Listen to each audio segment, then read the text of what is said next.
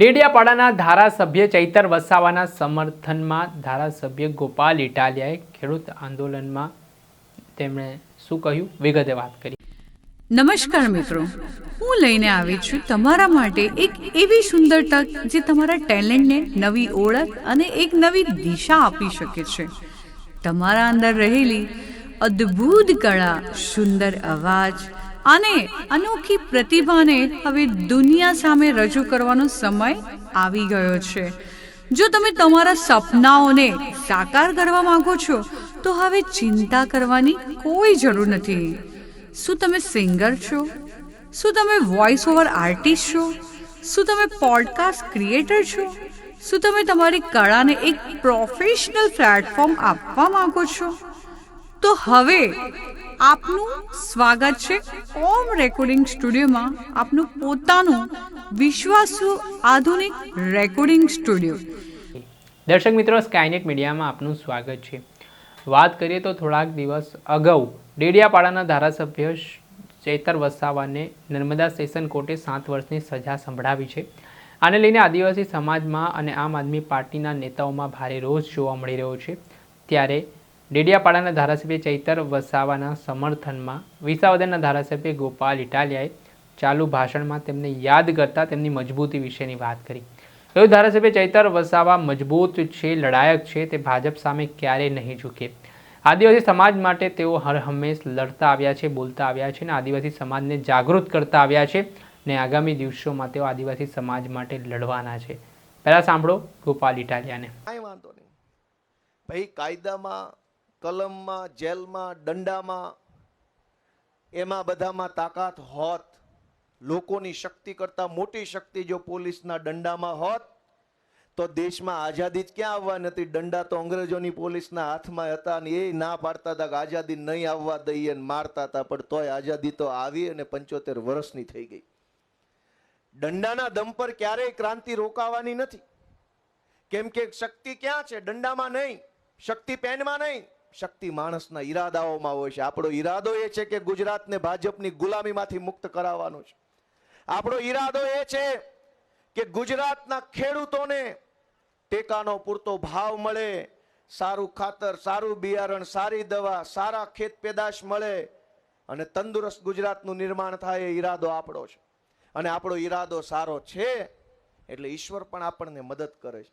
તમે જોવો કે આપણી પાસે પૈસાય નથી, કઈ એવા કોઈ અહીં અબજોપતિ, કરોડપતિ કે એવા માણા નથી, હાવ એમના મફતમાં તે આપણે કામ કરીએ છીએ તો લોકોના આશીર્વાદ કેવડા મળે છે। આ તાલુકા જિલ્લા પંચાયતની ચૂંટણીમાં જુઓ, કરોડો રૂપિયા ખર્ચનારા ભાજપના, કોંગ્રેસના નેતાઓ હારી ગયા અને હાવ એમના હાથ જોડતા હતા ને એ આપણા આમ આદમી પાર્ટીના ઉમેદવાર જીતી ગયા। દોસ્તો, ખાલી હાથ જોડ્યા કે અમારા ઈરાદાઓ સારા છે, નિયત હારી છે, અમને આશીર્વાદ આપશો તો અમે જનતાનું કામ કરશું। માત્ર એવો એક સંદેશ આપવાથી લોકોએ આપણને આશીર્વાદ આપ્યા।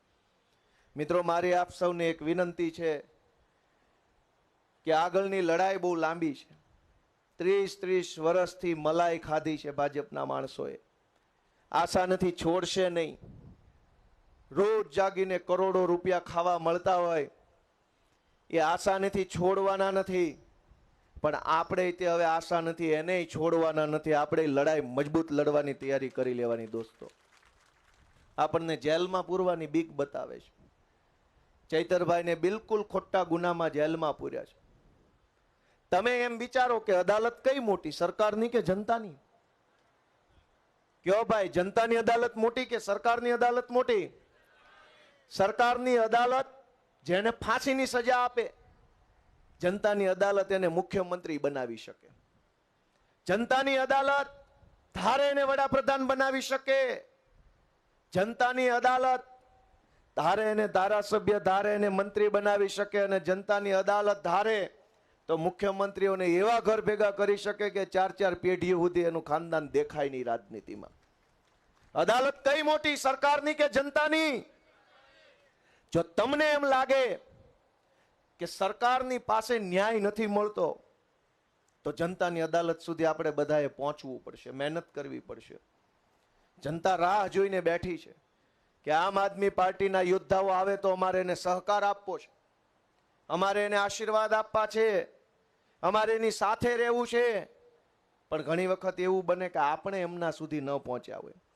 આપણે બધાએ કમર કસવાની છે અને કોઈ પણ જાતની ચિંતા કર્યા વગર, ડર કર્યા વગર, ડર રાખ્યા વગર માત્ર ને માત્ર એક જ લક્ષ્ય કે ગુજરાતને ભાજપની ગુલામીમાંથી મુક્ત કરાવવા માટે હું અહીંયા આવ્યો છું, એ લક્ષ્ય લઈને કામ કરીશું.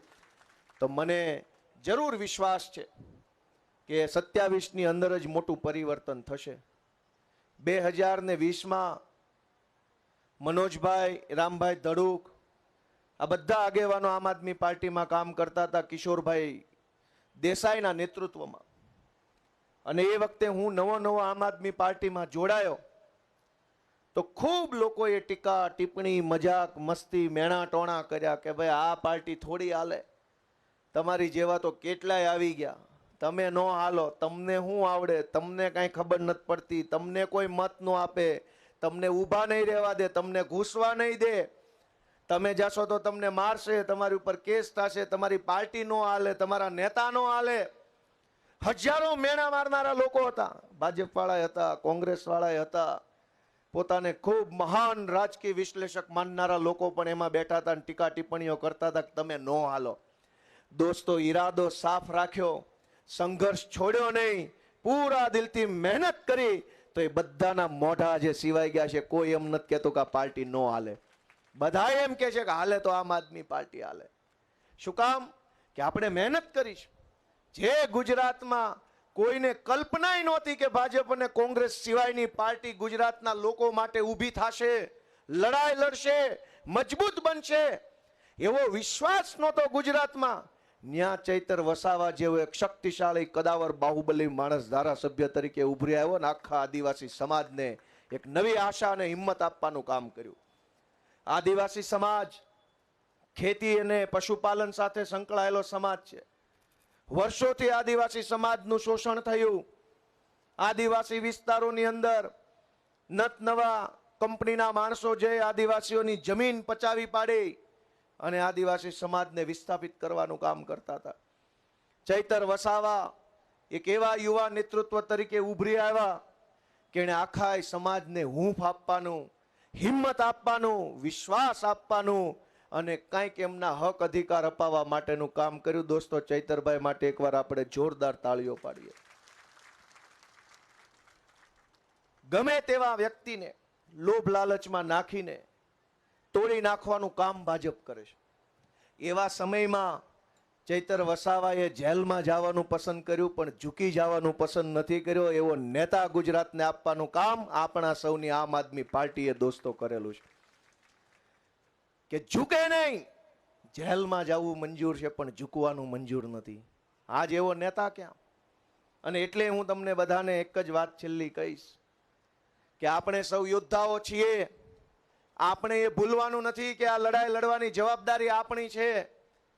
કોઈ જાગે કે કોઈ ન જાગે, કોઈ બોલે કે કોઈ ન બોલે, કોઈ અવાજ ઉઠાવે કે ન ઉઠાવે, પણ આ ગુજરાત મારું છે, આ સમાજ મારો છે, આ ખેડૂતો મારા છે, એવી ભાવના સતત દિલમાં જાગતી રાખી અને જ્યાં અન્યાય થાય ત્યાં હું અરવિંદ કેજરીવાલના સૈનિક તરીકે બોલીશ અને બોલીશ એવો સંકલ્પ લઈને આપણે અહીંથી જવા. જે રીતે વિસાવદરના ધારાસભ્ય ગોપાલ ઇટાલિયાએ આશ્વાસન આપ્યું છે, સાથે જ તેમણે સંકેત આપ્યા છે કે ચૈતર વસાવા ભારતીય જનતા પાર્ટી સામે ક્યારેક નહીં ઝૂકે.